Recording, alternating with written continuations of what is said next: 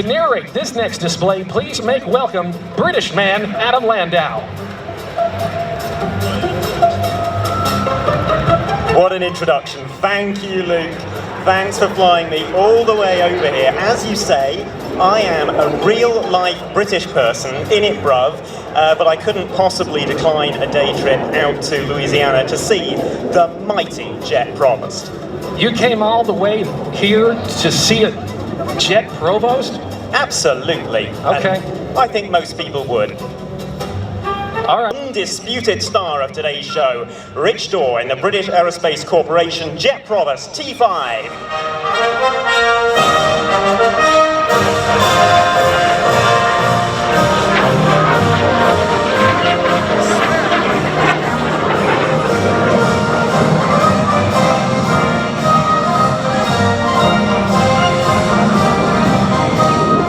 In 1955, most student pilots would have expected to make their first flight in a small piston-engine propeller aircraft, like the Chipmunk that we saw Nathan Hammond flying earlier, or perhaps even a biplane like the Tiger Moth.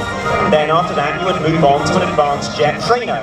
But if you joined the Royal Air Force in the late 1950s, there was a chance that the first aircraft you would ever take the controls of would be one of these, a thoroughbred jet. The Jet Provost was a revolutionary experiment. The thinking was that most fighter pilots would go on to fly jet-powered aircraft in combat, and so perhaps it would be best and most efficient if they were trained on jet-powered aircraft from the outset.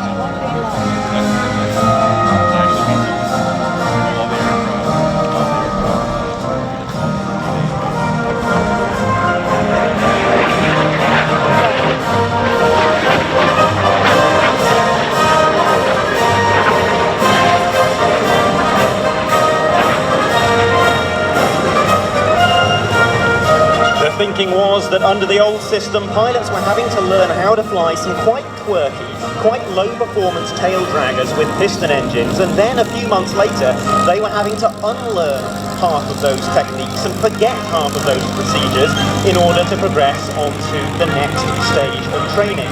And so the Jet Provost was developed. It was actually developed from an earlier aircraft, the Percival Provost, which handled a bit like a jet fighter in the air, but it was still a propeller-powered tail dragger with a big 550 shaft horsepower radial engine.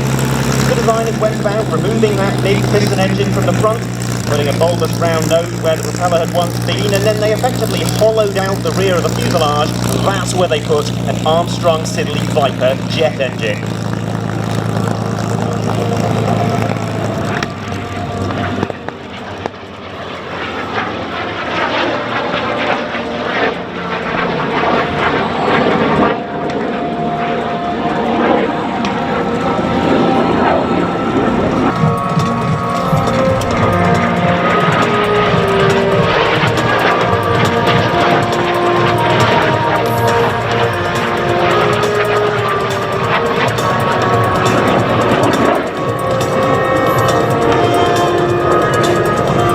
Redskins, and most famously, the Red Pelicans, a precursor to the world-renowned Red Arrows.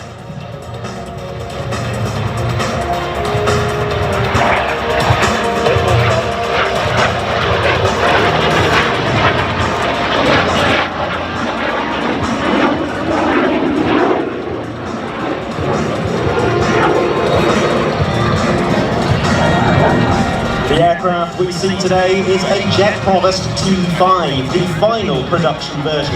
The T.5 model first...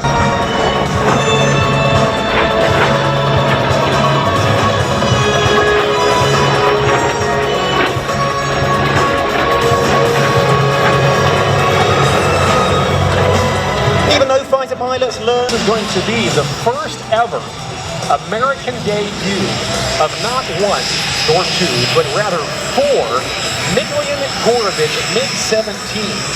After burning Soviet fighters that had been flying in close formation, the pilots today, Randy Ball, Bill Culberson, Michael Turpin, and Scott Guskov. And in just a moment, we'll turn things over to Mr. Rob Lowe to tell you all about it. Another big wave, everybody, down there towards the A-10 and the B-52s.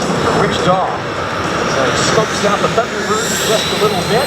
And they are still on time and on target for their go time here this afternoon at approximately 3:30 p.m.